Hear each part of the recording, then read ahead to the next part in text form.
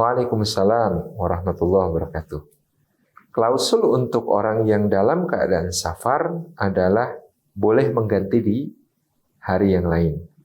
Wa in kuntum maridhan aw ala safarin fa'iddatum min ayyamin ukhar.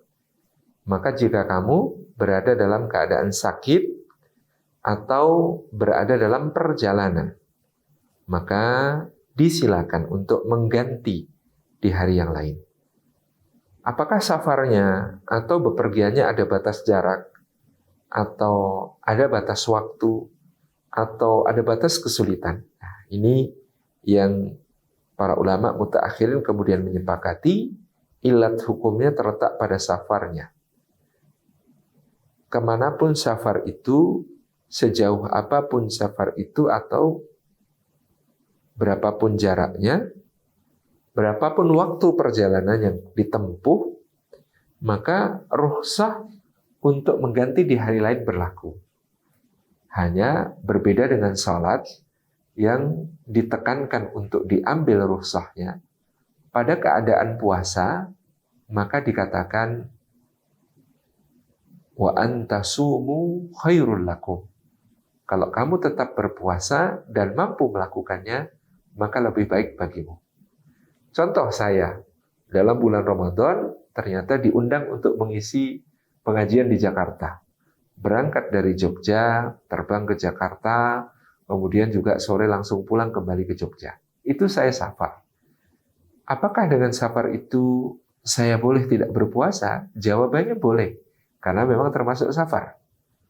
Tapi manakah yang lebih utama, saya berpuasa atau tidak? Oh, saya memperkirakan diri saya masih sanggup untuk berpuasa, maka saya pun berpuasa, dan itu lebih utama.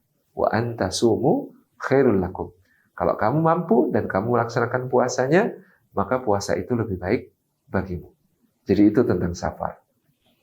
Safarnya jauh, melewati wilayah-wilayah waktu yang berbeda. Nah, tentu tadi klausulnya adalah semua safar ya mendapatkan rukhsah untuk bisa mengganti di hari lain yang berpuasa. Lebih-lebih kalau safar itu memang betul-betul memberatkannya di dalam berpuasa atau membahayakannya di dalam perjalanan. Kemudian bagaimanakah dengan daerah-daerah yang memiliki waktu siang yang lebih panjang? Memang Ramadan ini diberikan oleh Allah kepada kita sesuai dengan hitungan kalender Komariah. Artinya setiap tahun akan ada perbedaan bagi orang-orang yang tinggal di belahan bumi utara dan belahan bumi selatan. Ketika di belahan bumi utara, bulan Ramadan jatuh pada musim panas, maka di belahan bumi selatan dia jatuh di musim dingin. Ya. Ataupun sebaliknya, ketika di belahan bumi utara Ramadan jatuh di musim dingin, maka kalau di selatan dia jatuh di musim panas. Bagaimanakah melaksanakan puasa di tempat-tempat tersebut? Jika kemudian waktu salatnya masih bisa ditunaikan sesuai dengan tanda-tanda alam, maka puasa tetap dilaksanakan sebagaimana juga tanda-tanda alamnya. Jadi meskipun siangnya lebih panjang, tetapi masih bisa dikenali tanda beda antara maghrib dengan isya misalnya. Ya, kemudian terbitnya matahari masih bisa dilihat, terbenamnya matahari masih bisa dilihat, maghribus syafaqil ahmar atau waktu isya masuk masih bisa dilihat, maka puasa tetap dilakukan sesuai dengan waktunya. Artinya barangkali memang lebih panjang daripada yang di Khatulistiwa. Yang di Khatulistiwa itu rata-rata 14 jam. Nah, yang di situ mungkin bisa 16 jam, 17 jam, 18 jam. Ya, ini masih bisa dilakukan. Kalau tanda-tanda waktu sholat sudah menghilang dari daerah itu, misalnya tinggalnya di Kutub Utara.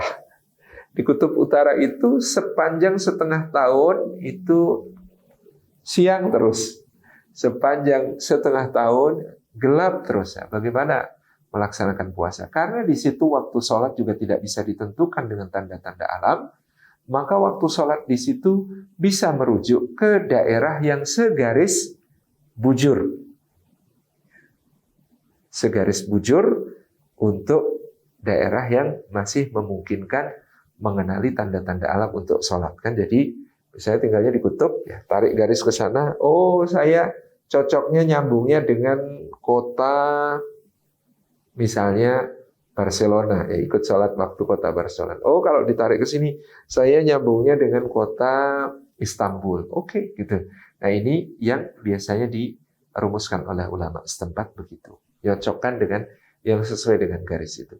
Maka puasanya juga menyesuaikan waktu sholat yang dilakukan tadi sesuai dengan rujukan daerahnya. Atau hal semacam ini biasanya sudah bisa dirumuskan oleh ulama-ulama setempat. Jadi kita tinggal mengikuti kebiasaan-kebiasaan setempat. Wallahu a'lam bishawab.